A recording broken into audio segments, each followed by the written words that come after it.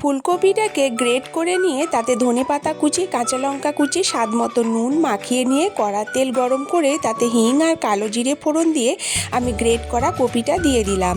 এটিকে একটু ভালো করে নাড়াচাড়া করে নিয়ে তাতে 1 চিমটে হলুদ, ধনে জিরে গুঁড়ো দিয়ে ভালো করে আমি আবার কষিয়ে নিয়েছি। তারপর এতে ভাজা জিরে গুঁড়ো মিশিয়ে দিয়েছি, দিয়ে আমার রেডি হয়ে গেছে পুরটা। এখানে আমি ময়দা আর আটা পরিমাণ মতো নুন আর ময়ান দিয়ে ভালো করে মেখে নিয়েছি। সেই লেচিগুলো করে তার মধ্যে এই কপির পুর ভরে আমি এইভাবে গোল আকারে বেলে নিয়েছি। চাটুতে আমি শুকনোভাবে এটিকে ভালো করে সেঁকে নিয়ে তারপর আমি এটা তেল দিয়ে ভেজে নেব। ব্যাস, তাহলে আমার কপির পরোটা রেডি।